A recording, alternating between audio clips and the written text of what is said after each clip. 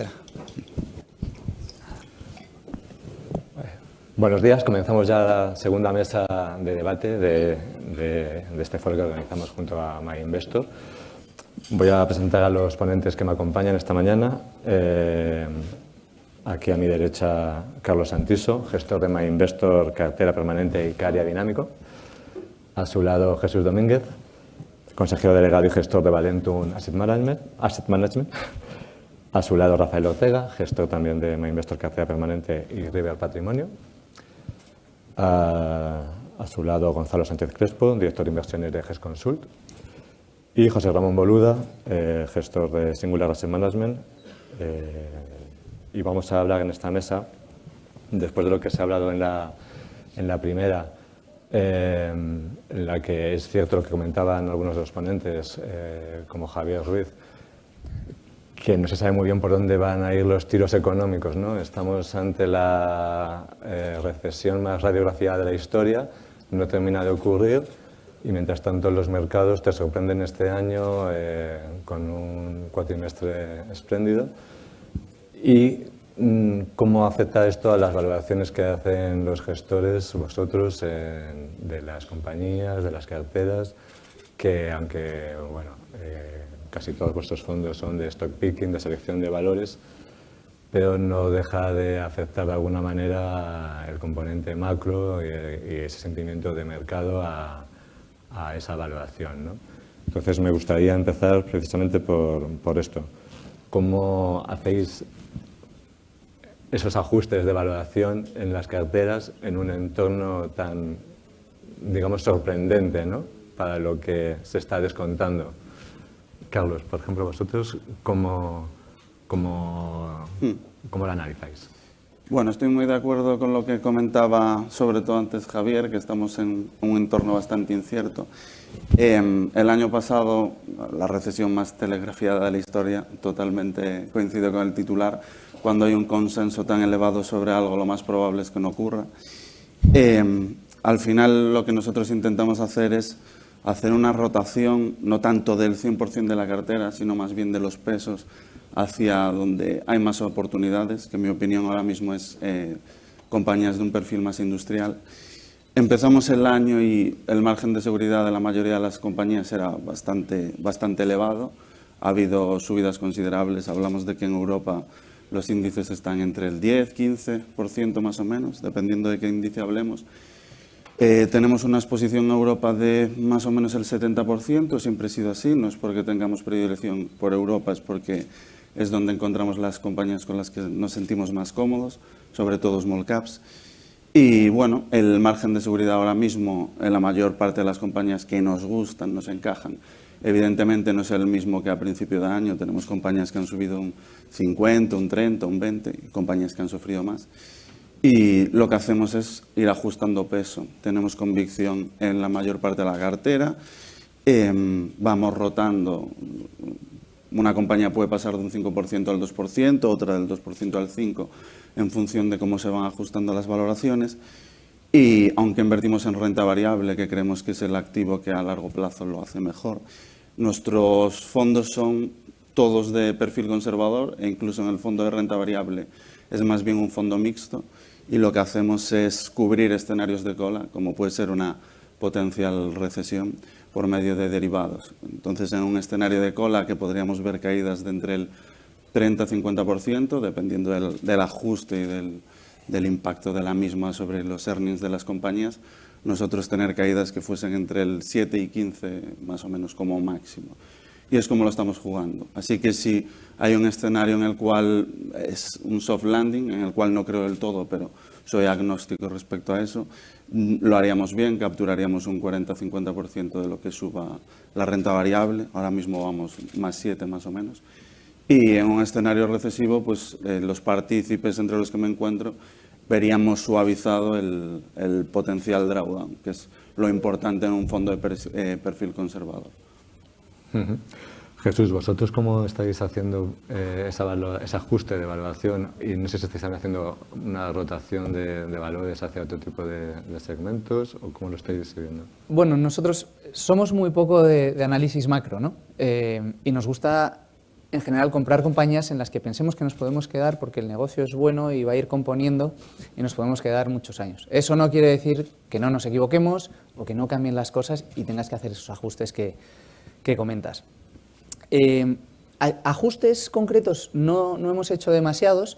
Te podría decir, quitamos de la cartera EDP Renovables, que era una compañía que había estado con nosotros pues desde 2014 o 2015, porque vimos subida de tipos de interés. Aunque tengas la deuda referenciada de tipo fijo, siempre hay refinanciaciones, te va a costar más, y cuando son compañías cuyos flujos de caja vienen muy lejos en el tiempo, como son todo lo que sea infraestructuras, este tipo de cosas, pues las valoraciones, al aplicarle un mayor coste de capital, te impactan muy fuerte, ¿no?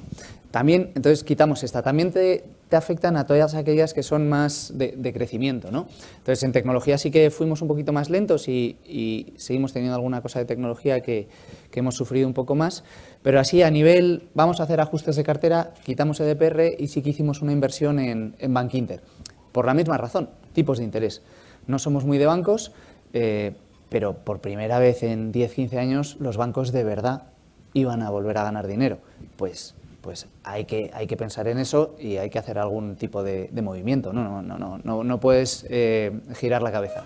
Entonces, en bancos, como he dicho, como son cajas negras, nos cuesta mucho, lo que hacemos es ir a la parte que más conocemos. Entonces, cuanto más cerca de casa, mejor, porque ya no es conocer solo la entidad, es conocer al público, a los clientes, cómo funciona el mercado inmobiliario en el país, la morosidad, las legislaciones.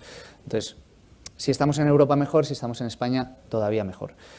Y decidimos Bankinter porque realmente, bueno, Santander BBVA tienes muchos activos fuera, Caixa es muy grande, Sabadell siempre hay muchas cosas que nos cuesta entender. Entonces dices, oye, Bankinter es un banco, dentro de lo que son los bancos, bastante sencillo, con un público, un cliente de nivel un poquito más alto, donde siempre la morosidad ha sido más baja. Por eso también el banco ha cotizado, o siempre cotiza, a un múltiplo más alto que los demás. Pero aún así, comprándola por debajo de una vez valor en libros, a 0,9, 0,90 y pico, con ROEs que iban y que están subiendo a niveles del 15%, pues tiene mucho sentido, ¿no? Entonces, es un poco lo que hicimos. Eso, y luego cuando se empiezan a revolver ya de verdad los mercados, hicimos un poco de ajuste de cartera en el sentido de, oye, cosas en las que estábamos saliendo o cosas que tienen pesos menores, o las subimos o se van de cartera. Y vamos a concentrar un poco en las mejores ideas, y eso es un poco lo que hicimos. Vamos, lo que veíamos con sentido y poco a poco, sobre todo. Tampoco hacer cambios muy drásticos de la noche a la mañana, porque ahí te sueles equivocar siempre. En vuestro caso, Rafa, ¿qué habéis hecho? Bueno, en mi caso creo que soy el menos stock picker de todos los que han aparecido hoy en la ponencia.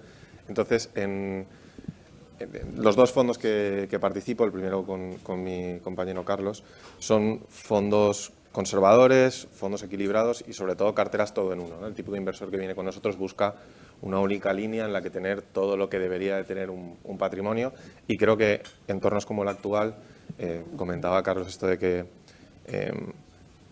lo que siempre, o sea, cuando hay un consenso muy alto, ¿no?, sobre lo que va a pasar, siempre hacemos la broma, al final no termina pasando, por lo menos no exactamente cómo y cuándo. Eso nos lleva a entornos de incertidumbre como el actual, con los mercados así moviéndose lateralmente mientras, no sé, un poco timoratos, ¿no?, esperando a ver qué pasa. Nuestras carteras están diseñadas para intentar funcionar razonablemente bien, pase lo que pase, porque somos muy agnósticos en cuanto a qué es lo que acabará pasando, cómo será o cuándo ocurrirá.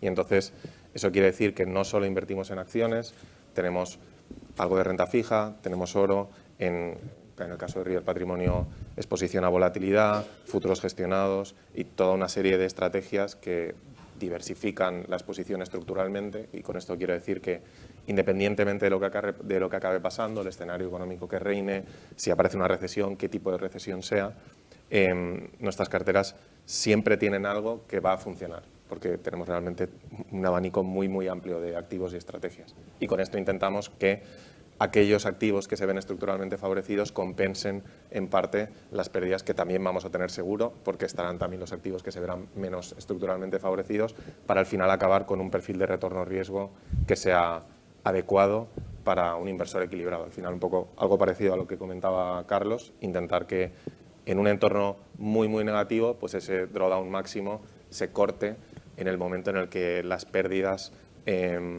pasan, no sé, por ejemplo, intentar que no caigamos nunca más de un 20%, ¿no? Porque esa idea de que si yo pierdo un 10% con un 11 estoy otra vez aquí, pero si pierdo un 50% necesito un 100% para recuperarme. Y el tipo de inversor que invierte con nosotros, eso es lo que está buscando y así es como nos posicionamos. Luego hablaremos un poco más de esta idea de cartera permanente de Harvey Brown, que yo creo que vosotros sois los máximos exponentes en España de este tipo de estrategia. Y bueno, nos comentaréis cómo se comportó el año pasado y sobre todo si esta estrategia puede ser tan dinámica para los mercados que estamos viviendo, ¿no? en los últimos años. Gonzalo, en vuestro caso, ¿cómo estáis viviendo este entorno de mercado y cómo estáis haciendo esos ajustes de evaluación en los años que tenéis? Pues yo aquí enfocaré también en el componente psicológico, ¿no? que hay en el mercado, la verdad, porque yo creo que hace unos meses, noviembre, diciembre, yo creo que la psicología del mercado estaba en que todo estaba oscurísimo, nadie sabe hacia dónde va el mundo, a toda la deriva, y de repente te cambian tres factores prácticamente exógenos, ¿no? Como podríamos decir, te cae el precio del gas a una zona mucho más normalizada, ¿no? De entre 30 y 40, la reapertura de China, una política monetaria un poquito más lógica, un poquito más racional, ¿no? Después de subir 5 puntos en 15 meses en Estados Unidos, una locura. Y realmente son unos cambios que van pasando desapercibidos, pero te cambian un poco la percepción totalmente, ¿no? Entonces, también hay que tener en cuenta que esos ajustes en valoración muchas veces los hace el mercado con un componente psicológico, y lo que te da ahí es la oportunidad de encontrar compañías en las que, bueno, desde GESConsul, como la propuesta de inversión es compañías de convicción, con mucha calidad, visibilidad operativa, historias que nos gustan, pues realmente esos movimientos, esos nerviosismos nos ayudan a encontrar precisamente esas compañías en buenos momentos, ¿no? Encontrar a SML, Meta o Celnex a los precios que estaban hace 3 meses y a los que están ahora, pues no han cambiado grandes cosas. Creo que ha habido más un cambio de sentimiento dentro del mercado, pero bueno, has tenido la oportunidad de poder pescar en ese río revuelto, ¿no? Entonces yo creo que también lo más importante de esa pregunta que estás haciendo es ese componente psicológico, ¿no? Que muchas veces adopta el mercado y que puedes aprovechar en tu favor para, oye, pues para pescar en un momento dado. José Ramón, en vuestro caso en Sigma Internacional, que tiene también una trayectoria larga en distintas casas, ahora en Singular, ¿habéis aprovechado ese componente psicológico para hacer rotación de valores, como otros fondos también están iniciando, o cómo lo estáis enfocando? Básicamente en que cualquier patrón histórico que sigamos a lo largo de los últimos 100 años, un movimiento tan importante de subida de tipos, creo que al final, siento ser un poco el pesimista dentro de esta historia, sí que nos va a abocar a una recesión, ¿no? La recesión creo que es algo que, con independencia de su intensidad, es algo que creo que el mercado de alguna manera está intentando dilatar, pero creo que va a llegar. Básicamente, creo que incluso la situación inicial de los bancos centrales provocando esa subida de tipos, trasladando un poco esa situación de desapalancamiento o desaceleración de la economía, nos va a llevar a una recesión. No nos debería preocupar la palabra recesión. La recesión está aquí, ha existido y va a existir durante cualquier ciclo económico. La cuestión básica es, primero, qué duración tiene esa recesión, qué intensidad tiene, y la verdad es que lo que tenemos ahora mismo sobre la mesa, con unos niveles, sobre todo en términos de empleo en Estados Unidos tan alto, lo que sugiere es que la recesión pues no parece que sea estructuralmente dañina, ¿no? Sí que es verdad que en términos globales tú tienes que ir ajustando un poco esa situación de mercado, aunque al final aquí somos selectores de valores de manera directa, un poco a la situación que estamos viviendo, ¿no? Por lo tanto, yo creo que al final estamos viviendo un periodo en términos globales complejo, muy basado por una subida tan importante de tipos, y hay que ir poco a poco ajustando esa situación a lo que es la estructura global de la cartera. Nosotros no hemos hecho cambios significativos en la estructura de cartera, sí que hemos suavizado algo nuestra posición o nuestro componente en compañías energéticas de gas y sobre todo de petróleo, que es la que tuvimos mucha interacción en la última parte del año pasado. Hemos ido suavizando un poco esa situación, aunque creemos que estructuralmente se ha hablado que el precio del gas son precios que evidentemente han relajado mucho después de todo el tema relacionado con crisis de Ucrania, pero sí que estructuralmente seguimos a unos niveles relativamente altos en los últimos 5 o 6 años. Tenemos el componente del reopening en China, que puede provocar que un consumo de gas que a día de hoy está relativamente estabilizado podría requerir mayor demanda por esa parte. Y sí que, como decía, aunque hemos ajustado un poco esa situación, no hemos hecho cambios significativos. Seguimos teniendo una cartera que creemos que desde un punto de vista estructural y desde un punto de vista de ciclo ya tiene recogido una parte de ese componente de recesión. Tenemos un margen de seguridad muy importante dentro de lo que es cada uno de los valores o componentes que hay en la cartera, y sobre todo buscamos un punto de partida que es la clave en nuestro proceso de inversión, ¿no? Es decir, buscar catalizadores en corto plazo en cada uno de los activos que tenemos en cartera para que, con independencia del momento de ciclo que estemos, esa situación reactive esa situación. Por lo tanto, estamos muy tranquilos en el proceso de distribución de cartera. Somos gestores de convicción con posiciones bastante concentradas por encima de niveles del 5 o 6%, y en esa línea, bueno, creemos que tenemos una cartera adecuada al entorno actual. En los últimos meses hemos salido o hemos deshecho posiciones que no eran estructuralmente grandes en la cartera, pues en compañías que se ha comentado aquí, con muy buen recorrido,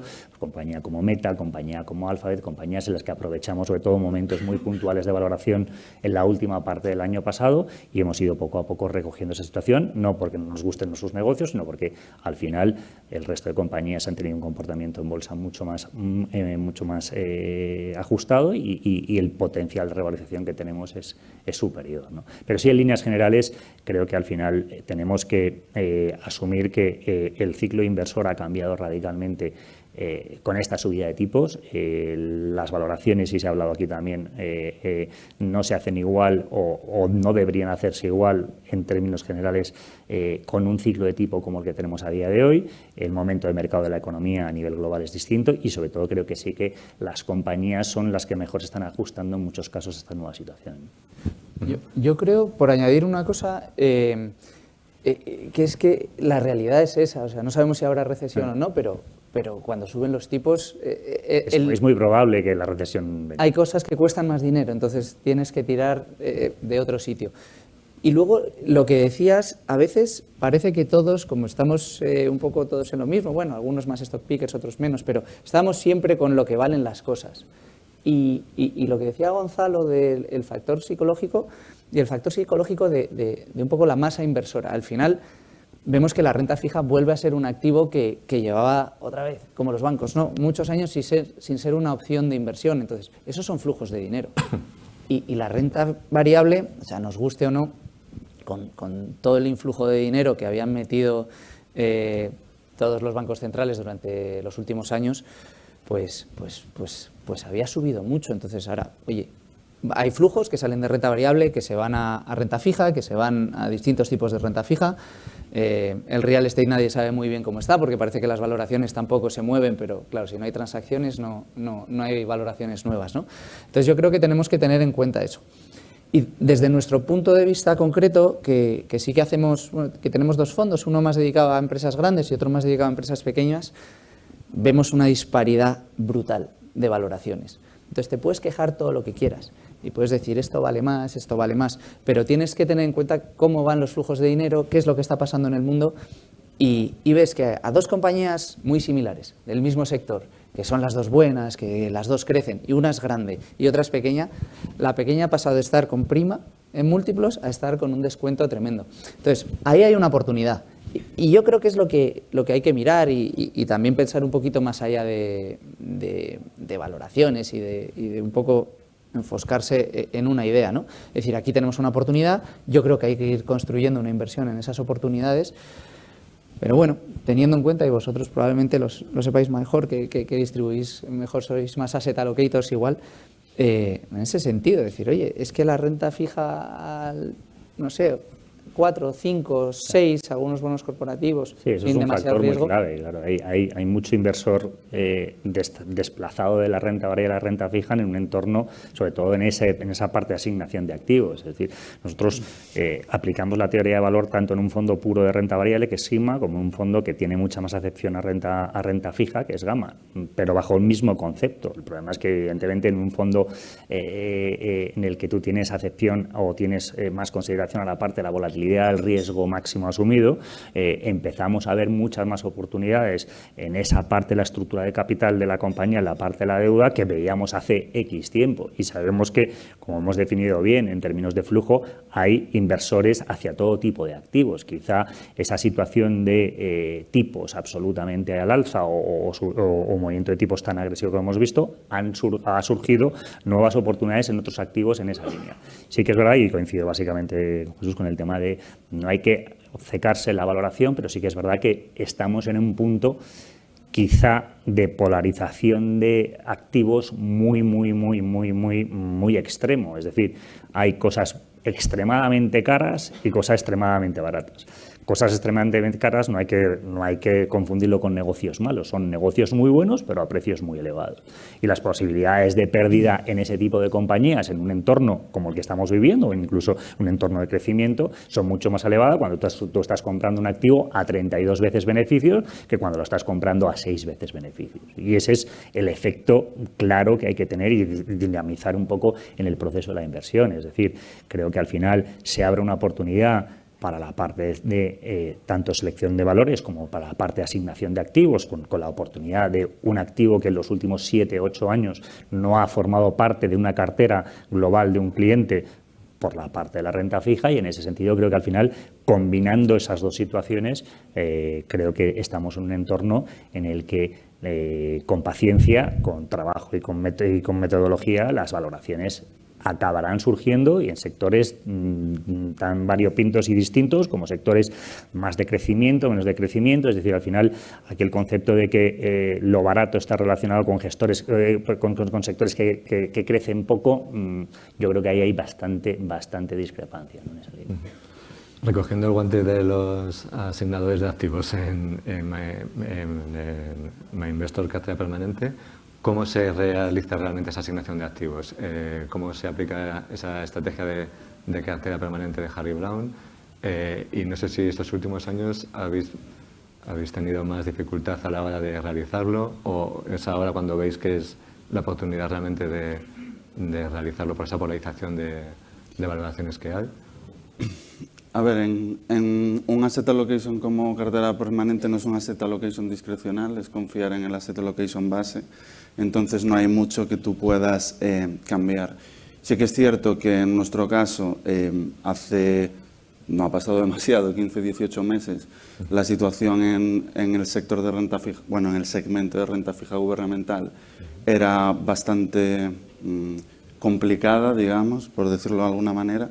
Exponerse a govies era bastante irracional, pero teniendo una cartera que tiene unos activos estructuralmente, y al final tienes una visión que tienes que mantener a largo plazo, lo que nosotros hicimos fue reducir considerablemente la duración. Uno de los bonos de referencia en Europa era el bono cupón cero con vencimiento en 2050 de Alemania, que llegó a estar a menos 0,6, y un movimiento de tipos del 3% como el que hemos tenido, pues le lleva a un menos 60. Claro, eso es algo que muchos de los inversores en renta fija desconocían que podían suceder y se han encontrado importantes sorpresas. Como gestor multiactivo, pues carteras más grandes, como puede ser para un family office, lo que nosotros estamos viendo es que, por ejemplo, teníamos posiciones en fondos, en hedge funds, pues el fondo Partners de Blackstone, por ejemplo, puede ser, o el fondo multifondo de hedge funds de Goldman, que son fondos más bien ilíquidos, de liquidez semestral. Pierden importancia, los flujos, en mi opinión, van a huir de ahí, porque un fondo como el fondo Partners de Blackstone, que gestiona miles de millones y tiene un objetivo de retorno del 5%, en un entorno donde puedes conseguir en euros rentabilidades con un riesgo bastante reducido de entre el 4 y el 5%, ya no tiene tanto interés, y no es un fondo que se ajuste a un entorno de tipos más elevados, porque no es una estrategia de renta fija en sí, es una estrategia multiestrategia por varios gestores. Entonces yo creo que en alternativos habrá bastante salida de flujo, porque cobra rentabilidad en base a riesgo, mucho más interés la renta fija, los inversores americanos en dólares, los inversores europeos en euros, o incluso cubriendo divisa, que es algo que también hacemos. Y hace que, bueno, que haya cambiado la foto, digamos. Sí, yo añadiría porque has mencionado la cartera permanente, que igual hay gente que no sabe lo que es, ¿no? Sí. La cartera permanente es una teoría de construcción de cartera muy conservadora que inventó Harry Browne a final de los años 70, que lo que viene a decirte es, bueno, si quizá no tienes muy claro qué es lo que va a pasar, por lo menos sí que sabes que hay una de 4 cosas que pasan. O tienes crecimiento o no lo tienes, o tienes más inflación o no la tienes, y como comentabas, cada uno de esos entornos crea flujos que son estructurales. Es decir, que lo que estabas explicando es totalmente así. Cuando los tipos suben, pues la gente empieza a hacer una serie de cosas que no hace cuando los tipos son más bajos o cuando los tipos bajan. La premisa detrás de este tipo de carteras all-weather o todoterreno es, como eso es estructural, si yo no sé lo que va a pasar en el futuro, pero creo una cartera que esté razonablemente bien expuesta a todos los posibles escenarios, acabo creando una cartera que, bueno, irá creciendo con el tiempo con una volatilidad muy ajustada. Y ese es el diseño de cartera permanente, que en particular lo que hace es decir, bueno, pues vamos a repartir el capital entre esos 4 escenarios, con renta fija de largo plazo para caída de tipos o deflación, oro para la inflación, renta fija de corto plazo, efectivo, alternativas a la liquidez para una recesión y exposición a acciones o a renta variable global, renta variable, para cuando hay crecimiento. Y entonces, con esa cartera que se centra básicamente en los 4 principales grandes tipos de activo. Porque, perdón, ¿los pesos están equiponderados? Más o menos el 25%. Tú partirías ahí y luego dejas que los propios flujos muevan esos pesos y luego creas una serie de reglas de reequilibrio de posiciones para que cuando pasa algo como hay una caída de un 50-60% en la renta variable, en los bonos, en el oro, en lo que sea, tú empiezas a hacer compras y al revés, cuando uno de los 4 activos se dispara, empiezas a hacer ventas y con eso mantienes ese perfil. Es una estrategia realmente pasiva, ¿no? Lo que pasa es que no pasiva en el sentido de solo acciones y bonos indexadas, ¿no? Incorporas oro, que eso pues, hay gente que ya no lo encaja muy bien, pero así es como funciona. A partir de ahí tú puedes crear otras estrategias que ya pueden ser un poco más activas o más ambiciosas en cuanto al perfil de retorno o riesgo, incorporando más activos, que es lo que estaba comentando yo antes, por ejemplo, en River Patrimonio, donde ya metemos distintos tipos de renta variable, atendiendo a que en distintos momentos del ciclo son más atractivas quizás las compañías más pequeñas y en otro momento son las compañías grandes las que recogen esos movimientos.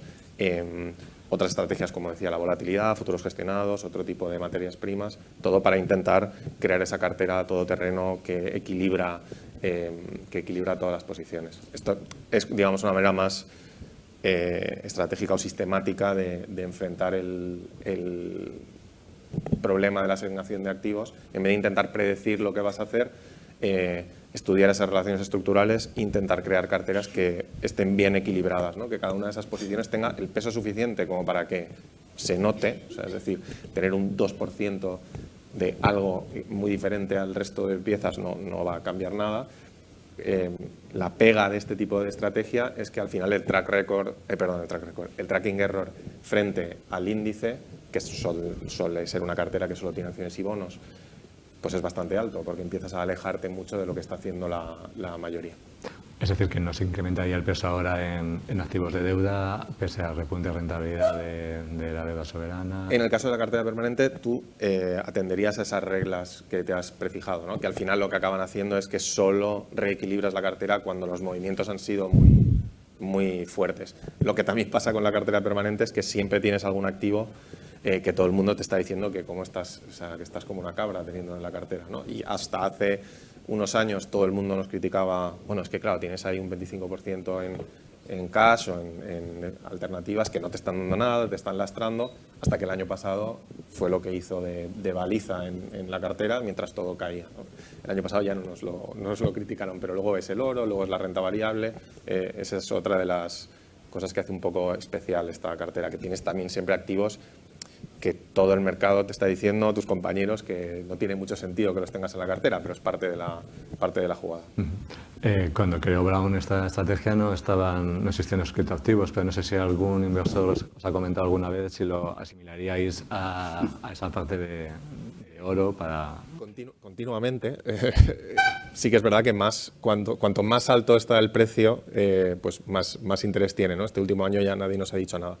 Frente a eso, lo que siempre decimos es que es verdad que, por ejemplo, el Bitcoin comparte una serie de características monetarias que lo pueden hacer atractivo en comparación con el oro, incluso en algunas cosas podría ser que es superior, pero la realidad es que si tú atiendes a su comportamiento en precios, parece ahora mismo sigue siendo una apuesta claramente procíclica, ¿no? O sea, tiene mucha más correlación con las acciones que con el precio del oro, ¿no? El año pasado también, por ejemplo, lo pudimos ver esto. Entonces, no creemos que sea un activo que tenga sentido para el concepto de cartera permanente. Otra cosa es que fuera de tu cartera permanente o en el total de tu cartera quieras tomar una pequeña posición como una especie de cobertura, pero no es algo que nosotros vayamos a hacer dentro del fondo. Creo que queda mucho para que ese tipo de activos demuestren que son demuestren su comportamiento estructural con suficiente constancia como para que pensemos que se pueden incorporar a esa cartera. En particular la permanente, porque insisto que es como, aquí lo que intentamos hacer es no alejarnos mucho de la cartera de manual, porque también es como una especie de filosofía de inversión.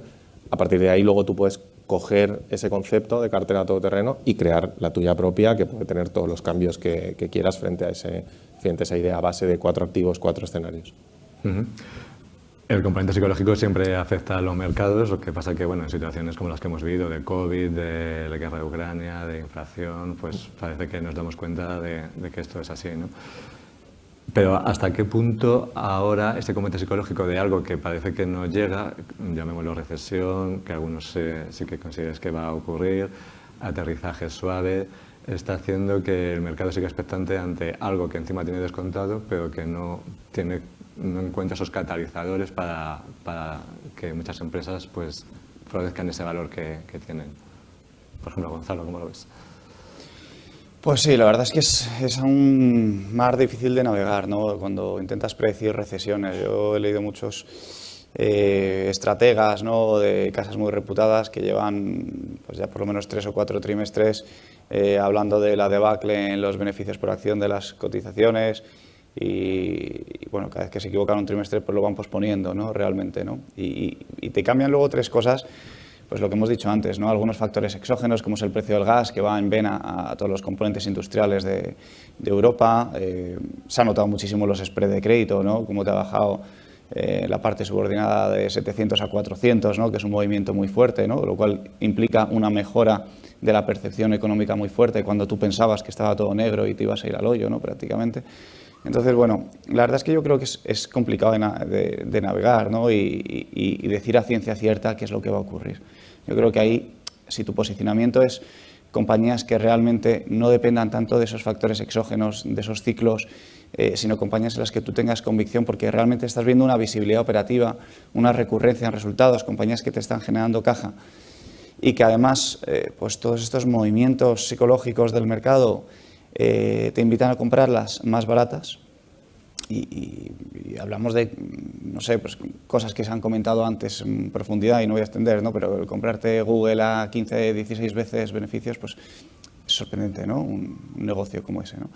Y yo creo que luego cambian 3 cosas y cambia ese componente psicológico y realmente es lo que hace, pues bueno, que te entraña esas oportunidades, ¿no? Pero yo creo que es mejor no intentar navegar tanto eso, es verdad que hay que vigilarlo, ¿vale? Hay que tener en cuenta los factores, pero no es tanto de vigilar ese componente macroeconómico, sino de ir más a esas compañías y ver estas oportunidades y verlo desde la barrera para luego poder intervenir, ¿no?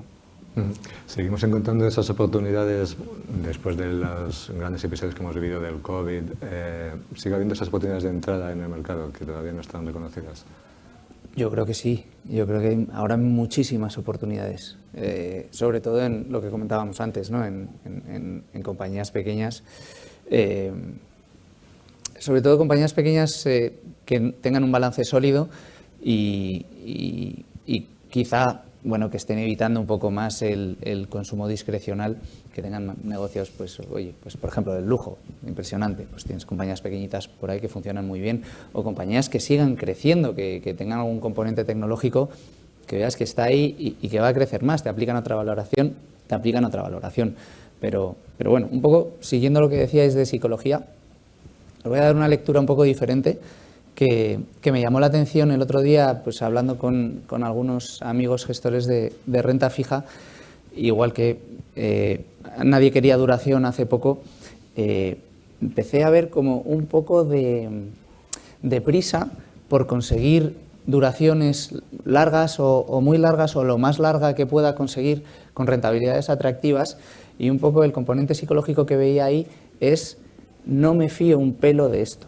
De esto en el sentido de que la renta fija vaya a ser un activo bueno durante demasiado tiempo. Entonces quiero alargar todo lo que pueda mis duraciones porque estamos viendo la inflación desinflándose. Hay datos por ahí que no son las inflaciones oficiales, que te están apuntando a inflaciones más bajas de los datos oficiales. Bueno, habrá subidas de tipos o no, no lo sé, pero tampoco parece que nos vayamos a ir muy lejos, ¿no? Entonces, oye, han pegado mucho a la renta variable, ha habido un activo nuevo, pero a mí me da esa sensación de que psicológicamente también por el otro lado nadie se fía mucho e igual se empiezan a calmar las aguas. Y luego, lo de si hay recesión o no. Y lo que decías al principio, la recesión más anunciada y que no llega y que no llega. Bueno, pues al final los mercados se mueven y se ajustan cuando lo anunciamos, ¿no? O antes de que realmente ocurra. Igual cuando ocurra es cuando tienes que remangarte y coger esa oportunidad por los cuernos y decir, ahora hay que invertir, coger las buenas, porque algunas morirán, eso hay que tenerlo muy claro, pero yo creo que es parte del juego de la inversión y de la psicología. Sí, un apunte con eso. Yo, como he dicho antes, soy más un inversor cuantitativo que cualitativo, pero al final cuando os escucho siempre pienso, claro, es que es lo que tiene sentido. Independientemente de lo que pase, ¿tú dónde quieres estar? Pues en las que según tu criterio son las mejores compañías, y eso es igual en un escenario negativo que en un escenario positivo, ¿no? No tendrías que estar obsesionándote con eso, tendrías que tener claro cuál es tu proceso, cuáles son las compañías que te interesan, yo lo miro cuantitativamente, ¿no? ¿Qué factores hacen que las acciones tengan un mejor comportamiento futuro? Y muchos son compartidos, ¿no? Criterios de calidad, criterios de valoración, algunos criterios de volatilidad y otras cosas que se pueden mirar, pero al final en las que, según tus criterios, son las mejores independientemente de lo que vaya a ocurrir en el futuro, lo que esté prediciendo el resto del mercado. Eso no debería de cambiar, creo, y creo que un poco es lo que termináis haciendo también, ¿no? Lo que intentamos. Con un factor diferencial, es decir, las compañías de calidad, como hemos dicho, siempre existen. La cuestión es a qué precio las estás comprando. Y la clave, básicamente, en cualquier proceso de inversión, es no acertar, sino tener claro cuál es lo que vale una compañía y dónde la estás comprando. Y el 80% de tu éxito en esa inversión, básicamente, es en una compañía en la que con esa calidad estés comprando por cualquier circunstancia temporal relacionada con tipos, relacionada con ciclo económico, relacionada con un tema concreto de la compañía, puedas tener un momento de inversión importante. Tú compras una compañía a 40 veces beneficios, la probabilidad, por mucha calidad que tenga la compañía, la probabilidad de ganar dinero en el medio y largo plazo se me antoja complicada, Yo creo que, volviendo a ese concepto psicológico, creo que lo más importante es que deberíamos relacionar en términos globales la psicología del inversor con la oportunidad de la inversión. Cuando hablamos de la psicología, son puntos extremos en que el inversor, tanto particular como profesional, suele tomar decisiones que son contrarias a una decisión de una buena inversión a medio y largo plazo, ¿no? Y yo creo que en este momento estamos un poco en ese punto también, lo estuvimos en momentos como el COVID, pero estamos en un momento en que el inversor realmente tiene una situación de psicología respecto a voy a esperar por si llega la recesión o no, voy a esperar por si los tipos suben o no, voy a esperar o voy a intentar construir una cartera de renta fija porque creo que los tipos van a empezar a bajar. Yo creo que al final ahí hay una carga psicológica importante a efecto global. Yo creo que hay un concepto y algo que para mí es fundamental a la hora de tomar la determinación de cualquier tipo de inversión es que puedo estar de acuerdo en que los tipos, no sé cuándo y en qué intensidad, podrían comenzar a bajar. Yo no sé si al final de este año, comienzo el año que viene, pero sí que tengo claro una cosa, es que los tipos no van a volver a los niveles del ciclo 2008-2022. ¿Por qué? Porque creo que esas balas por la parte de los bancos centrales son más escasas, y segundo, por otro lado, porque creo que al final hemos vivido una situación de dopaje global de la economía que a todos los efectos y en el medio y largo plazo tiene o catalizadores estructurales que debemos analizar, ¿no? Entonces, yo creo que es importante intentar, desde un punto de vista de los gestores de fondos, intentar dejar la psicología en un apartado más emocional y, sobre todo, trasladar es en qué momentos o en qué tipo de activos podemos comprar hoy. Y aprovechando, sobre todo, lo que decíamos antes o lo que comentábamos antes, un poco la situación de polarización global que hay dentro del mercado, con compañías que ya han metido en sus precios la recesión, incluso en muchos casos incluso la han llevado a una recesión mucho más acusada de la que podríamos tener, aunque no sabemos en qué intensidad se va a desarrollar, pero creo que al final tenemos que ser capaces de ir desgranando en cada caso dónde estamos, sobre todo con un subyacente final importante que debería ser el mismo para cualquier tipo de activo. ¿Qué valor tiene ese activo en el entorno actual de mercado? Hablamos de renta fija. Yo no sé si un bono alemán a 10 años en estos momentos, estos niveles, en términos de valor, tiene un valor exógeno importante. Entonces, bueno, es intentar ir desgranando y buscando un poco esa situación. Estamos hablando mucho de psicología del inversor, pero creo que es interesante en un momento en el que la rentabilidad de la renta fija puede que nuble mucho esa visión de medio y largo plazo de los inversores que justamente buscan activos defensivos, activos donde refugiarse a la espera de ese catalizador y entrar. Y justamente los gestores value siempre decís que eso es un error, que se puede perder la oportunidad en un día, en un momento, de una revalorización que puedes haber estado esperando muchos años. ¿Creéis que esto es ahora más acentuado que nunca? Justo por eso, por esa vuelta de la renta fija, que los inversores pueden, si se quedan agazapados, perderse esa gran recuperación cuando justamente, como decías a José Ramón, muchas empresas han puesto en sus resultados pues una recesión mucho más grave de lo que puede ser luego un aterrizaje más suave. ¿Creéis que esto puede ser un peligro para ese inversor? Yo creo que lo importante también es saber discernir. El concepto de inversor value es un concepto muy etéreo, un concepto en el que de alguna manera cualquier persona se cataloga como value sin tener claramente definido cuál es su perfil de inversor, su objetivo de rentabilidad y, sobre todo, esto es un camino, como se hablaba antes, muy largo, en el que hay muchos vaivenes. Yo creo que básicamente el momento de tipos lo único que puede provocar es que aquel inversor que hace X tiempo con tipos al cero se consideraba inversor value y no lo era, se dé cuenta básicamente que su expectativa de inversión o su metodología de inversión va hacia otro tipo de activos. Es decir, lo único que nos ha puesto esta subida de tipos es intentar tener bien parametrizado cada inversor hacia dónde va. Pero estoy totalmente de acuerdo contigo que estamos en un momento en el que, en términos de valoración y en términos de aquel que realmente quiere asumir ese largo camino, en términos de valoraciones muy extremas de muchas compañías, es un muy buen momento para, con una perspectiva no de 3 meses, ni de 6 meses, ni de 12 meses en muchos casos, construir una cartera que, con independencia del momento del ciclo que estemos, en un periodo más o menos lógico de maduración, la cartera tenga una rentabilidad que estoy absolutamente convencido que va a estar por encima de cualquier otro tipo de activo. Se hablaba en el anterior foro del tema de los private equity. Bueno, ahí tenemos una especie de situación en la que es verdad que no se hace nada distinto cuando tú valoras una compañía, sea una compañía cotizada o no. Es verdad que al final las valoraciones que se sacan en un private equity está basada en un NAV, que básicamente es algo parecido a lo que podría ser directamente una valoración que como hacemos nosotros. Pero es verdad que al final, de alguna manera, creo que en términos de expectativas de rentabilidad para los próximos años, la inversión en valor y la inversión en activos de renta variable en el entorno actual y sin dejarte llevar por las tendencias estructurales de gestión pasiva, de concentración de índices, pues, estamos en un momento, creo que muy bueno a la hora de poder ir construyendo ese largo camino y buscando rentabilidades en el medio y largo plazo. Jesús, ¿estás de acuerdo en que estamos en ese momento en el que es la prueba para comprobar si eres inversor value? Completamente, sí, completamente. Y bueno, aquí en el tema de inversor value, o sea, porque al final muchas veces hablamos de cosas o compañías que están destrozadas, ¿no? Cotización y a veces compañía. Pero ahora yo veo muchas cotizaciones que están destrozadas con compañías que están yendo bien. Entonces, yo creo que ahí es donde está la oportunidad.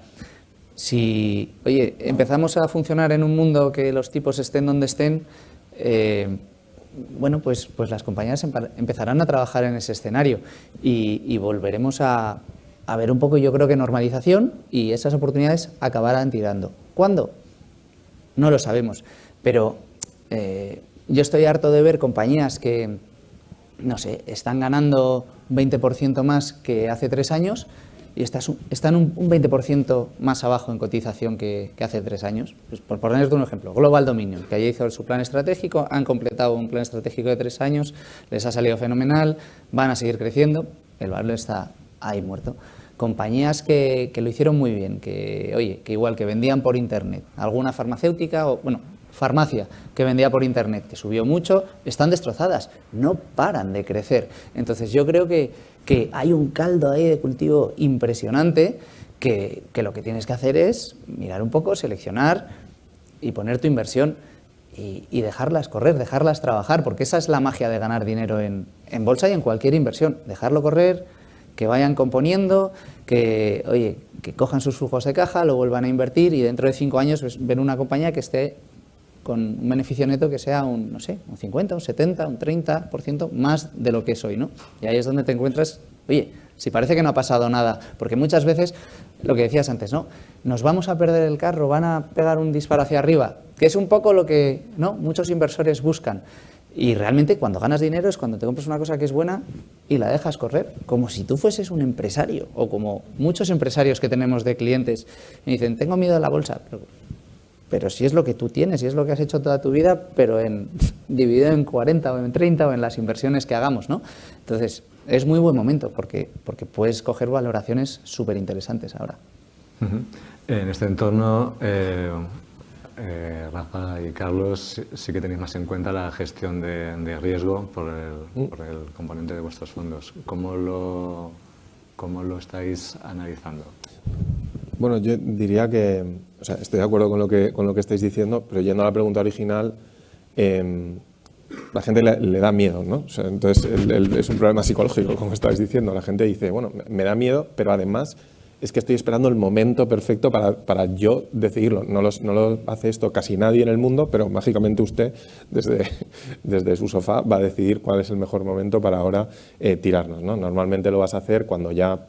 Bueno, cuando vas a llegar tarde, ¿no? Que es lo que estadísticamente siempre vemos, los flujos entran tarde, cuando ya se ha conseguido mucha de la rentabilidad. En fin, esto es bastante predecible que así es que eso es lo que acaba pasando. Entonces, yo creo que muchos de esos inversores, que el problema que tienen es un problema de perfil de riesgo, quizá, oye, pues tú luego tampoco vas a dormir bien con una cartera solo de renta variable, pero eso no quiere decir que no tengas que tener renta variable. Y ahí es donde creo que entra pues el rol quizá de un asesor financiero o el de vehículos que ya te den o construir una cartera que te permita tener pues esa combinación de activos, estrategias para que tu perfil de riesgo se adapte a lo que tú realmente vas a poder sobrellevar, para que puedas dormir tranquilo, que creo que es el objetivo número 1, pero a la vez que a largo plazo tengas el mayor dinero posible y que durante el camino tengas el suficiente para atender a tus necesidades, ¿no? Digamos. Entonces, creo que es un tema de finanzas personales, que esta gente tiene que repensarse un poco dónde están, cuál es mi perfil de riesgo realmente, y con ese perfil de riesgo, si tiene sentido para ti, si sabes que tú puedes asumir pues, unas caídas de X porcentaje o que esta es la volatilidad con la que yo estoy cómodo, pues entonces tendrías que empezar a invertir ya. Y dentro de esa cartera, los más arriesgados, pues quizá todo renta variable, y los menos combinándola de otra forma, ponerte a funcionar. No puedes estar tú esperando acertar, porque es que no lo vas a hacer, no lo hace prácticamente nadie esto bien. Y como estabais diciendo, es que te lo puedes perder así, en un chasquido que ya no estabas y han llegado esas valoraciones, o esperando que sea el momento perfecto, de repente te das cuenta que han pasado 5 años y acaba de ocurrir lo que estabas comentando tú, ¿no? Que poco a poco resulta que ya tenemos esos resultados. Yo recuerdo que después de la crisis de 2008-2009, que yo estaba en la universidad realmente, estuve 6 o 7, 8, 9 años escuchando es que la crisis, y claro, se habían pasado los 6 o 7, 8 mejores años para invertir. Ahora vamos a empezar a invertir. Te acabas de perder todo el camino, porque todo el mundo estaba con la crisis, cuando la crisis, la recesión, la otra crisis. Es que eso te puede pasar también, ¿no? Que la subida sea poco a poco, y para cuando te das cuenta ya está todo arriba y no has estado, ¿no? Entonces, eso puede salir por los dos lados. Gonzalo, ¿crees que se da la vuelta del verano cuando ya se normalice la situación de la inflación, cuando se visibilice más lo que van a hacer los bancos centrales, sobre todo en Estados Unidos, cuando esa resiliencia de las empresas, de la que estábamos hablando también, ya se visibilice y dé ese arreón que atraiga flujos de los inversores? Pues mira, la verdad es que no tengo ni idea y yo creo que ellos tampoco lo saben en la Reserva Federal, porque si algo nos han demostrado los últimos 18 meses es que esto es un gran experimento que comenzó hace ya mucho tiempo y realmente no han sabido cuál es la puerta de salida, ¿no? Entonces, todo eso es muy complicado de decir realmente. Entonces yo creo que realmente lo que tenemos que es que enfocar el tiro en que, bueno, que ahora mismo hay muy buenas oportunidades, como estábamos comentando con los compañeros en toda la parte del equity, hay compañías que están por valoración, absolutamente están demostrando todo lo contrario a lo que están haciendo en operativo, que lo están haciendo extraordinariamente bien y en valoración están muy bajas. Y luego, por primera vez en los últimos 15 años en renta fija, pues lo estamos viendo, ¿no? El inversor más conservador, ese que tiene el umbral del dolor más bajo realmente, puede tener unas... bueno, nosotros en el Fondo Monetario, la TIR, y es un fondo monetario, está en el 3,85. Esto es algo que no lo veíamos pues desde hace 12 años prácticamente, una cosa así, ¿no? Invirtiendo en primeros nombres, en los papeles más segurolas. Quiero decir, esto es un momento muy bueno. También es verdad que tienes una inflación con la que tienes que cabalgar, ¿no? Con la que tienes que luchar, pero realmente es un momento muy bueno para todo tipo de inversor y lo que tienes que medir es tu umbral del dolor y realmente intentar aprovechar esas oportunidades, ¿no? Yo no sé si será a la vuelta del verano o lo que van a hacer los bancos centrales, que realmente, lo digo en serio, creo que no lo saben. Creo que están, cuando ellos dicen data dependientes, es, bueno, vamos a esperar a ver qué pasa, ¿no? A ver cómo, cuando echas los mentos en la Coca-Cola, ¿no? A ver si sube o no sube, qué es lo que ocurre, y realmente están un poco en ese proceso. Entonces yo creo que es ahí donde hay que centrar el tiro. Carlos, vosotros como lo estás viendo en tu fondo de Cadia Dinámico, que si no me equivoco acaba de recibir las 5 estrellas de Morningstar. Pues lo que comentabas respecto a perderse la gran subida, tengo clarísimo y me mojo que en los índices no va a ser, porque el equity risk premium está prácticamente en mínimos históricos, entonces no creo que la tengamos. Sí que es cierto que en otro espectro de compañías que están mucho más deprimidas y que siguen funcionando muy bien, podría darse. Podríamos tener algo parecido a lo que vimos en la .com, donde un segmento del mercado caía un 50-60% y el otro no. Es algo que podríamos ver. Entonces creo que viene un periodo donde los stock pickers sí que van a aportar mucho valor. Soy bastante pesimista con respecto a la gestión indexada que se ha puesto tanto de moda en España y que parece que llevamos invirtiendo 20 años en ETFs y realmente no es así. De hecho, es gracias en parte a MyInvestor, que es mucho más accesible de lo que era antes. Y respecto a cómo posicionarse teniendo en cuenta el ciclo, bueno, sí que es cierto que a nosotros nos gustan las compañías de calidad a precios razonables, algo que evidentemente no vas a encontrar en grandes compañías, te tienes que ir más bien a nichos. Y sí que tenemos en cuenta, si somos escépticos, porque lo estamos viendo en diferentes industrias, pues en la industria del vidrio los volúmenes en el primer trimestre están algo más flojos, no son muy optimistas para lo que queda de año, se mantendrá gracias al pricing más que al volumen. En la industria del corcho, que es un segmento también parecido y es bastante resiliente, también esperamos caídas en volumen del 4 o 5% más o menos. Consultoría IT, cloud, hay un montón de segmentos del mercado donde se aprecia que sí que hay una cierta ralentización económica y lo que hacemos nosotros es intentar reducir peso en compañías más cíclicas, como puede ser pues, un CarMax que está expuesto a los vehículos de segunda mano que han tenido fuertes revalorizaciones en precios y a la parte financiera, reducir un poco en ese tipo de segmentos o como puede ser los players de fondos alternativos, que para nosotros es un negocio desde el punto de vista empresarial bastante más interesante que una gestora, porque tienes atados las fees durante 10 años. Tienes la parte más cíclica, que son las performance fees, pero luego las management fees van a estar sí o sí porque no te puedes salir. Ese perfil de negocios ahora pesan menos y estamos expuestos a otro perfil de negocios que creemos que en caso de que haya una contracción económica lo van a hacer bien, van a aguantar, las ventas prácticamente no van a caer y cambiamos ese sesgo. No es cambiar la cartera, es cambiar ligeramente el sesgo de la misma.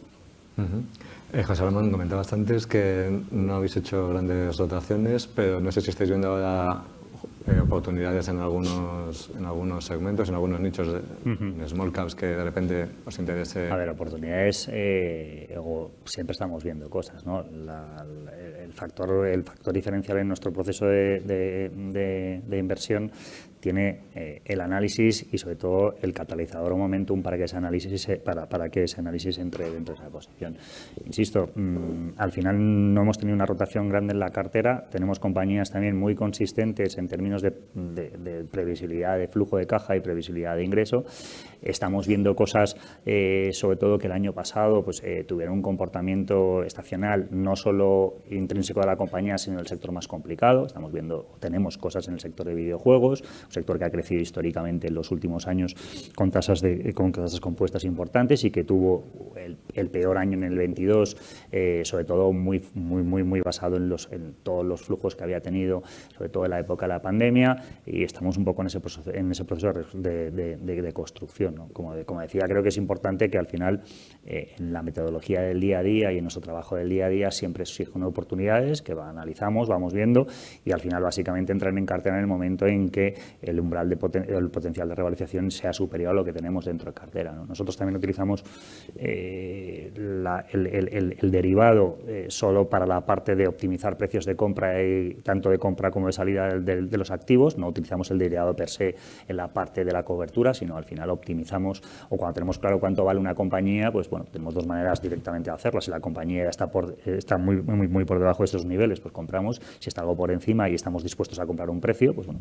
utilizamos la venta de puts en muchos casos, que nos provocan dos cosas. Una es tener claro y tener muy delimitado qué precios a los que estamos dispuestos a comprar las compañías, y luego una parte importante es ir ingresando primas que de manera recurrente en los fondos han supuesto un plus de rentabilidad que nosotros no queremos cifrar en una cantidad exacta, pero sí que intentamos buscar que básicamente ese ingreso de primas en nuestros activos de renta variable pues prácticamente costeen o compensen el coste de la comisión de gestión del fondo, y buscar un poco ese momento a la hora de poder tomar esa decisión de inversión. Como decía, no estamos viendo cambios radicales en la cartera. Hay cosas que han salido por precios objetivos. Comentábamos antes que hemos tenido valores en cartera durante un año y medio, dos, incluso algo más, y que en un mes y medio han tenido una revalorización del 70-80%. Bueno, pues, ¿eso que te indica? Básicamente dos cosas: que tu trabajo en el análisis está bien hecho, que tiene que haber siempre un trigger que en esa situación provoque esa situación, y bueno, pues cuando vas llegando a las valoraciones que tú escoges en cada uno de los casos, bueno, vas buscando otra serie de alternativas. Pero sí que, incidiendo en ese mensaje, ahora mismo nuestro scope a la hora de buscar cosas se ha agrandado, en el sentido de que, sobre todo en las compañías de tamaño no muy pequeño, pero sí mediano y pequeño, vemos muchísimas oportunidades, y sobre todo en sectores muy distintos. Creo que también es importante, es decir, no todo el valor está atomizado en un determinado tipo de sector, sino que al final todo lo relacionado con determinadas tendencias te va generando claramente oportunidades de inversión, y en esa línea estamos, ¿no? En un proceso de cosechar o de buscar activos que pretendemos que den sus réditos no en los próximos 2 meses, 3 meses, 6 meses, ¿no? Sino que al final esa tesis se vaya desarrollando, ¿no? Bueno, tienes cosas más maduras, se están acercando a su situación de precio objetivo, y tienes cosas que poco a poco estás generando en esa posición. Pero sí que de manera sistemática estamos encontrando oportunidades de valor, ¿no? ¿Nos puedes decir algún nombre de esos valores en los que estás encontrando? Bueno, a ver, nosotros tenemos, si es público y conocido, tenemos una posición en una compañía de videojuegos de la que ya llevamos prácticamente invertidos 6-7 meses, que es Embracer. Es una compañía en la que estamos básicamente estableciendo dos disyuntivas. Una es un equipo gestor que conocemos bien y que creemos que es muy top en términos globales, y sobre todo con la metodología global de compañía que tienen ellos de integrar muchos negocios vía adquisición, con unos vientos de cola de un sector que históricamente están en valoraciones muy deprimidas, por lo que hablábamos, un 2022 muy complicado en términos globales y sobre todo un viento de cola muy fuerte que venía del año 2021 en el que las cotizaciones de esas compañías habían tenido unos comportamientos muy buenos. Bueno, pues estamos en ese proceso, una compañía que ahora mismo operativamente está teniendo problemas en integrar todos esos negocios que ha ido comprando y bueno, tenemos una posición importante ahí, hemos incorporado, aunque no tenemos acabado, y permíteme que no te diga el nombre, otra posición en determinadas compañías o negocios también recurrentes, una pequeña gestora de fondos muy específicos en Estados Unidos. Seguimos teniendo nuestra mayor posición en Golar, una compañía que no consideramos que es una compañía del sector energético, sino es una compañía de infraestructuras en la que creemos que puede haber catalizadores en el corto plazo, pues, anuncio de algún otro proyecto de CLNG, una compañía que hemos transitado con ella en un proceso de clarificación de la estructura de la compañía, que era un conglomerado de historias y ahora simplemente está centrado en un tipo de activos. Hemos incorporado de manera puntual, como hablábamos, pues bueno, compañías un poquito más atípicas. Pues hemos tenido una posición en una compañía dedicada a temas de litigios, que es Burford, que es una de las compañías que ha catalizado después de todo el tema de YPF. Bueno, pues tenemos, siendo gestores de valor, tenemos compañías en sectores muy distintos y, como comentaba Jesús, en compañías en las que, por ejemplo, tenemos otra compañía de medios de pago en la que tú vas viendo la evolución de sus ventas y sus beneficios operativos en los últimos 4 años y ves que la compañía compone al 20-25% en ventas, compone muy bien en la parte también de resultados y ves que su cotización, más allá de subir, incluso ha caído. Entonces dices, bueno, aquí hay una ineficiencia de mercado en la que yo quiero estar, quiero trasladarla y tendremos la oportunidad a lo largo de los próximos meses o trimestres de que eso poco a poco el mercado lo vaya reconociendo. Y como tema más exótico, bueno, pues tenemos alguna posición en compañías que estamos jugando el reopening global. Pues bueno, en el caso concreto tenemos una compañía de casinos en Camboya muy afectada por todo el tema del cierre estacional en China y que poco a poco, simplemente volviendo a los números prepandemia, pues los potenciales de revalorización de las compañías son muy elevados. Jesús, en vuestro fondo más clásico, de Small Caps, ¿qué valores o ideas estáis viendo en las que os gustaría estar? Bueno, te he comentado antes Dominion, que es una compañía que llevamos tiempo y que yo creo que tiene mucho potencial y que lo acabará haciendo bien. Yo creo que este es un año importante para ellos, que les va a salir bien y que se verá reflejado.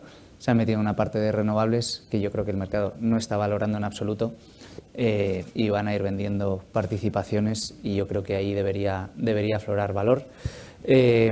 Bueno, por seguir en España, seguimos en Rovi, Laboratorios Farmacéuticos Rovi, una compañía que hemos tenido varias veces a lo largo de nuestra historia, hemos vendido y hemos vuelto a comprar. Pensamos que está un poco afectada por todo el ruido de que si las vacunas, las no vacunas, modernas, se van a fabricar más o menos, pero aparte de eso es una compañía que tiene varios medicamentos, sobre todo 2 importantes, que se basan en un sistema de liberación retardada que han desarrollado ellos, uno que ya está saliendo al mercado y otro que saldrá dentro de 3 o 4 años, que les va a volver a cambiar la compañía. Para bien, les va a generar muchísimo más EBITDA, ¿no? Estamos posicionados, tenemos un par de posiciones en 2 compañías italianas de yates, de grandes esloras. Es un negocio muy curioso que nos ha funcionado muy bien y nos sigue funcionando bien, que inicialmente cuando las empezamos a conocer, pues bueno, era más por curiosidad, ¿no? Pensábamos que no iba a ir con nosotros y cuando lo miras son compañías con poco capital empleado, son compañías con muy buenos clientes, compañías que van recibiendo pagos por adelantado antes de ir construyendo los siguientes tramos del barco. Son barcos que tardan bastante tiempo en construirse, con lo cual tienes una visibilidad muy larga de tus ingresos y están demostrando que funcionan muy bien, siguen creciendo. Casi el cuello de botella, más que la demanda, es los sitios donde pueden fabricar, porque tienen que ser sitios grandes, específicos, con salida al mar, y no hay tantos, y están todos muy concentrados donde están ellos en Italia. Estas 2 compañías se llaman San Lorenzo y The Italian Sea Group. Y luego, bueno, pues tenemos un cambalache de compañías de distintos sectores, que yo creo es importante estar diversificados. Tenemos, aparte de Bankinter en financieras, pues tenemos un poquito en Alantra, en España, que nos gusta mucho, llevamos muchos años con ellos, otra compañía que no para de componer con sus ciclos, pero no para de componer hacia arriba. Tenemos una aseguradora holandesa, se llama SRNL, que es una compañía que funciona muy bien, que ha sido penalizada por, no hemos hablado de esto, por todo el tema de los bancos de Estados Unidos.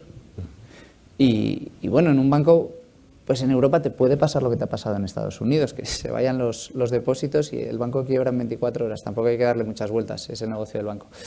Pero una aseguradora no tiene grandes problemas. Además, las inversiones de esta aseguradora son muy conservadoras. Te está dando un 14% de free cash flow yield y se acaban de comprar hace 6 meses el negocio holandés de Aegon a una valoración súper razonable. Entonces, bueno, pues es otra de estas que dices, ha caído, están generando más y van a generar más, ¿no? Esas son algunas de las ideas que tenemos. Como has mencionado a Global Dominion y Robi, me viene muy bien para preguntarle a Gonzalo, que es el único que tiene un fondo de bolsa española que ya empieza a asegurar a Avis en las entidades, ¿no? En las firmas, por número de fondos y por patrimonio que se gestiona. Pero que, sin embargo, yo creo que tanta diversificación de las carteras en los últimos años ha hecho que de repente se nos olvide justamente eso, ¿no? El valor de las empresas españolas y su potencial. Sí. Sí, yo creo que ahora mismo en Iberia en concreto pues hay oportunidades muy interesantes, ¿no? Que se han quedado muy por debajo de lo bien que lo han hecho a nivel operativo, ¿no? Coger, irnos al país vecino Greenbolt en Portugal, pues probablemente es una de las compañías con más proyección que hay en toda la península ibérica, ¿no? Ya simplemente con el plan estratégico anterior, prácticamente la acción vale casi el doble de lo que vale ahora mismo, pues con la capacidad que han demostrado en el poco tiempo que llevan cotizando en generar oportunidades de negocio de una manera muy diversificada y de una manera muy adaptada a cómo van cambiando las condiciones del mercado de las renovables, ¿no? Por ejemplo, con el último cambio que hicieron, en lugar de vender en los principios, al principio de los estadios de desarrollo del producto, hacerlo más hacia el final, porque están viendo más creación de valor y por eso pidieron algo más de capital al mercado, etcétera, etcétera. Pues yo creo que demuestra que la compañía, bueno, pues realmente tiene una alineación de intereses muy grande con el accionista y realmente está sabiendo leer muy bien por dónde van los tiros en la parte renovable, que es algo en lo que si hemos aprendido algo en los últimos 18 meses también, es que es algo en lo que hay que invertir porque necesitamos muchísima más independencia en este sentido, ¿no? Y la verdad es que esta compañía es probablemente el mejor actor para jugarlo. Luego hay compañías también que nos gustan mucho dentro del sector de las infraestructuras. Pues la verdad es que SACIR es una compañía que tenemos desde hace ya bastantes años en cartera. Siempre hemos jugado ese cambio al modelo concesional, que te lo estabas comprando como una constructora de medio pelo, por así decirlo, a esos múltiplos, ¿no? Y realmente estamos hablando de una compañía de una calidad que no tiene en absoluto nada que ver, ¿no? Y yo creo que ahí está cristalizando y todavía le queda bastante potencial en ese sentido. O compañías como FCC, ¿no? Que FCC, pues estamos hablando de un negocio con una visibilidad operativa, una recurrencia que es difícil de encontrar realmente. La estás comprando también a unos múltiplos realmente exageradamente bajos. Probablemente pues por un tema de liquidez, ¿no? Porque Carlos Slim, sabéis que al final tiene un control férreo sobre la compañía, que tiene su parte mala por la parte de la liquidez, tiene su parte buena porque la gestión desde que está este señor, la verdad es que está siendo muy buena, la verdad. Probablemente de las mejores gestiones a nivel constructora que hay en España ahora mismo. Y bueno, poco a poco, oye, te acaban de subir un 25% el dividendo, que ha pasado algo desapercibido, ¿no? Hace un par de semanas, una cosa así. Van haciendo su buena gestión, tienes unos potenciales de revalorización tremendos y mientras tanto pues estás en un activo de mucha calidad, ¿no? O algunos componentes dentro de Iberia que por su factor de duración a lo mejor el año pasado se quedaron atrás y que realmente también están muy claros en lo que concierne a visibilidad operativa, etcétera, como es el caso de Cellnex, ¿no? Es un caso, yo creo, clarísimo, ¿no? La compañía ha dejado de hacer inorgánico pues en el momento adecuado, también por las exigencias y los rigores del mercado. ¿Qué valor veis ahora en Cellnex? ¿Qué valor? Pues es que Cellnex es una compañía que año a año, simplemente por la mejora en la generación de caja que va a tener, simplemente por ir rolando el modelo año a año, la creación de valor es tremenda, ¿no? Entonces, es una compañía en la que fácilmente ahora mismo vale un 50% más, pero es que probablemente si dentro de 3 años nos ponemos a hablar, esa valoración se habrá quedado corta, ¿no?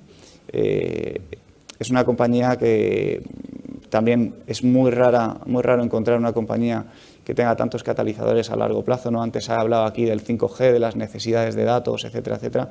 Esta compañía es una de esas derivadas también que es realmente muy interesante y lo estás haciendo con contratos a largo plazo, indexados, con una visibilidad clarísima, ¿no? Y que probablemente por todo el tema del múltiplo del año pasado pues sufrió mucho y bueno, pues lo que decíamos antes, ¿no? Cambian 3 cosas, la compañía vale un 30% más, no ha cambiado realmente a nivel operativo demasiado, pero oye, ahí están las oportunidades, ¿no? Rafa, en tu fondo en River Patrimonio, coméntanos algunas de las posiciones que tenéis en cartera. Bueno, yo por salirme de la renta variable, os quiero hablar de un tipo de activo, un tipo de estrategia que no se utiliza mucho en España. De hecho, en español prácticamente no hay casi nada escrito, que son los futuros gestionados. Los futuros gestionados son una estrategia sistemática que se expone a largo y a corto a acciones, bonos, pero también tipos de cambio, divisas, todas las materias primas. Básicamente, allá donde hay un mercado líquido que se puede operar, estas estrategias terminan exponiéndose a esto. Insisto, lo hacen las que a mí me interesan de manera sistemática, mecánica, en base a una serie de reglas. Y me parece que es una estrategia muy interesante desde la perspectiva de asignación de activos o de construir una cartera, porque tiene un perfil de retorno que es idéntico al de la renta variable, es decir, la rentabilidad esperada a 10-15 años es la misma que la de la renta variable, por lo menos así lo ha sido en los últimos 40 años. La volatilidad también es la misma, o sea que es un activo que si estás capacitado para aguantar una posición en renta variable podrías también tener en la cartera, con lo más interesante que es que la correlación es de 0. Y además, especialmente, es una correlación que prácticamente es nula con la renta variable cuando más la necesitas. Es decir, que en los momentos en los que la renta variable ha caído fuertemente, pues esto no es negativa, no siempre sube cuando la renta variable cae, pero bueno, simplemente es una posición que no tiene nada que ver y sin embargo te da un perfil de retorno igual y eso lo convierte en un excelente diversificador de una cartera. Muchos diversificadores en realidad te están haciendo reducir el perfil de riesgo.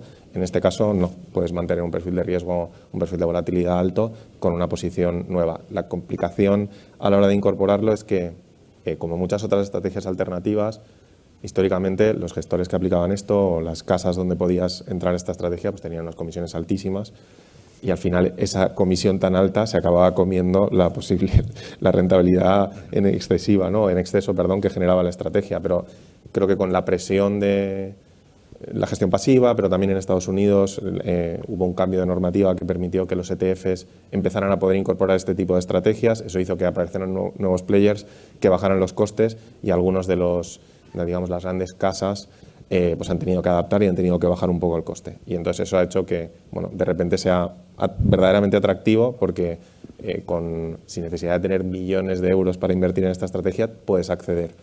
Es verdad que en Europa, por la normativa UCITS, muchas estrategias alternativas se ven tan capadas que al final no funcionan, pero si analizas las opciones que hay, que tampoco son muchas, hay como 500 o 600 fondos alternativos, hay 2 o 3 casas en particular que a mí me gustan mucho y que creo que se puede obtener exposición a esta estrategia y obtener resultados parecidos a los que se han obtenido en el pasado, en sus versiones con track records de 20 o 30 años en Estados Unidos desde Europa. Y esto es una cosa además que se ha abierto en el último año. A mí me ha costado sangre y sudor que me dejaran meter algunas de estas piezas en los fondos. A partir de, como en febrero de este año, ya pudimos empezar a meterlo en la cartera en River Patrimonio y creo que es algo muy diferenciador y creo que además con el paso del tiempo va a ser cada vez más fácil. El año pasado estas estrategias tuvieron además un año muy bueno, lo cual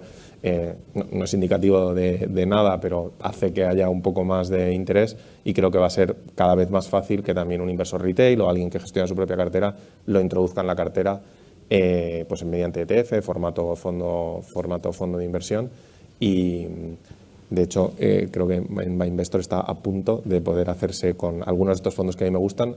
La mayoría de los que están disponibles ahora no son los que me gustan, entonces no voy a dar nombres hasta que no esté permitido, ¿no? ¿Cuánto representa la cartera? Bueno, en el caso de River Patrimonio, esto más o menos es como un 12%.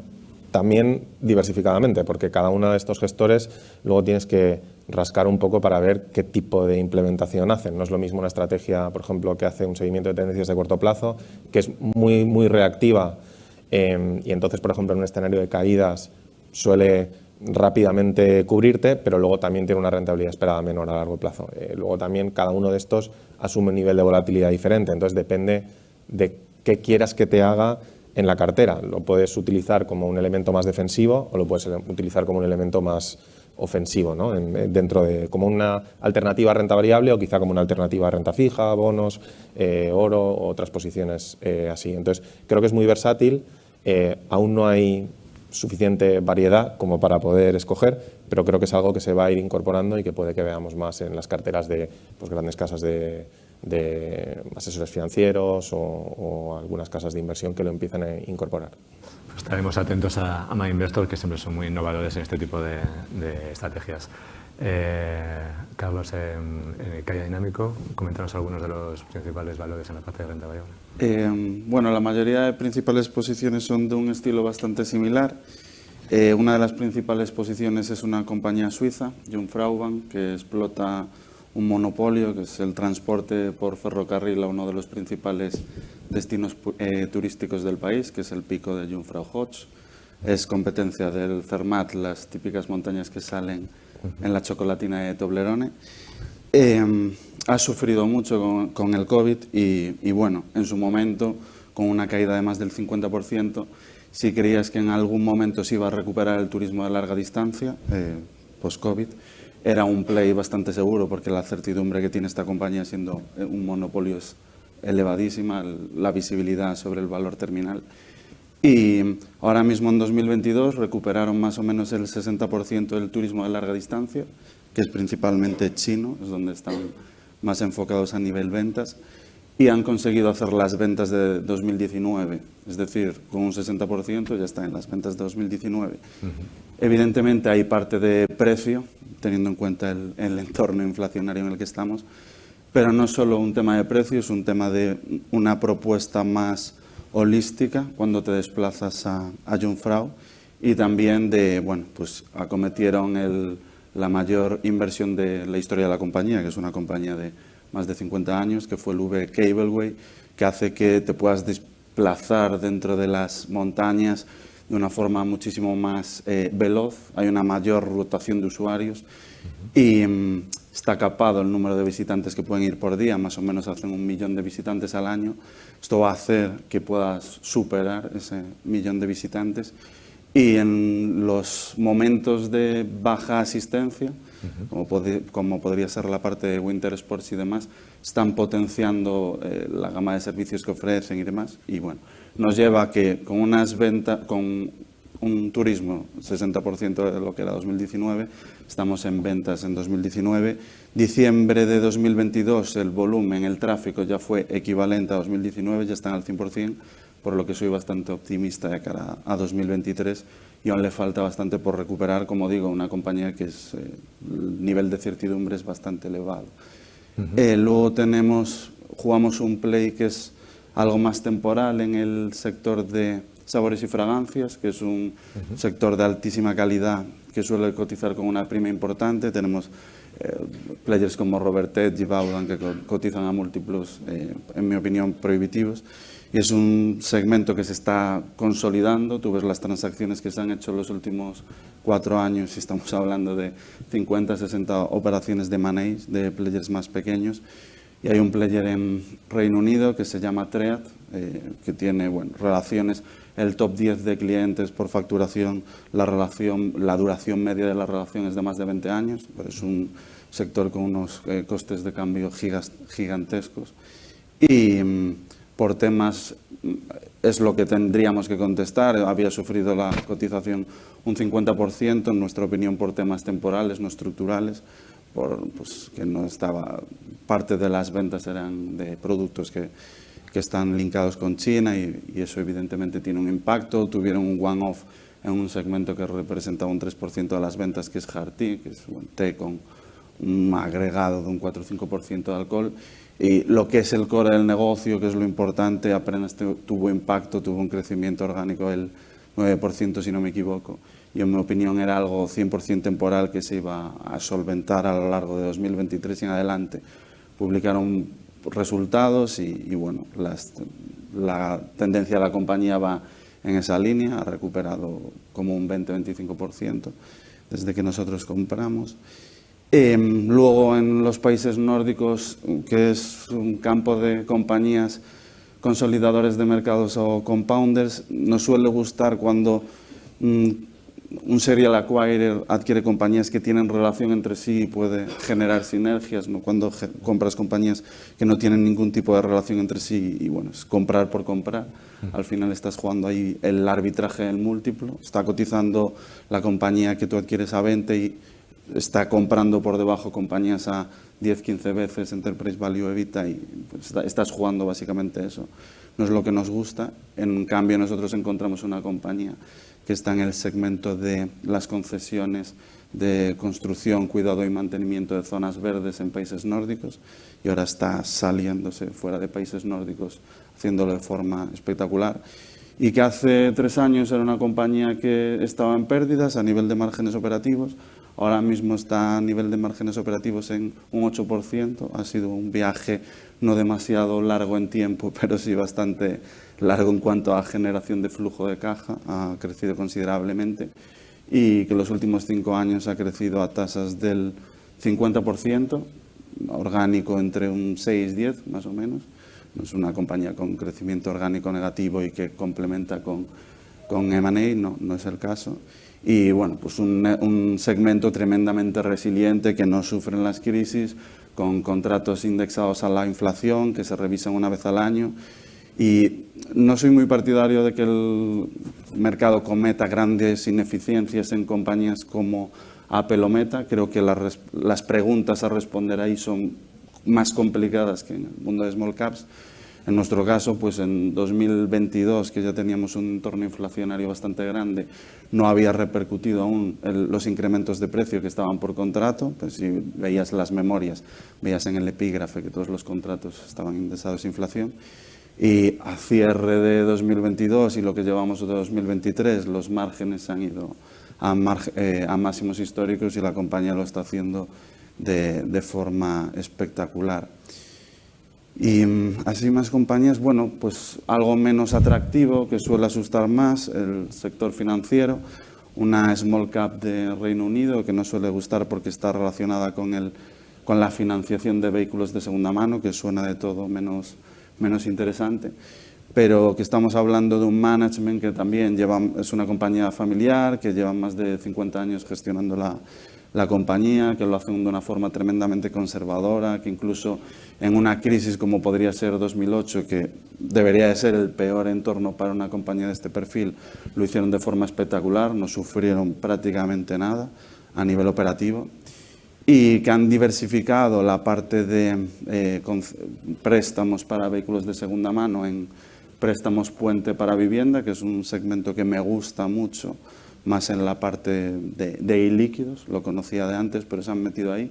Creo que hay muchísimo potencial y estamos hablando de préstamos que se hacen a periodos de 9 meses, 12, o sea, inferiores al año, con loan to value, tienes el colateral de la vivienda de 60-70%, cobrando yields de casi el 10%, por lo que el riesgo de contraparte lo tienes altamente mitigado por el colateral. Las yields no son tan altas como en los préstamos a vehículos de segunda mano, pero sigue siendo tremendamente interesante y estás exponiendo a un segmento que crece a doble dígito y que, bueno, pues mi idea es que pese en torno al 20-25% de las ventas en no demasiado tiempo. Y esta compañía está cotizando ahora mismo a menos de 9 veces beneficios, 1,3 veces valor en libros, con ROEs del 16-17%, que en nuestra opinión, desde luego, no refleja la realidad de una compañía que es muy poco cíclica,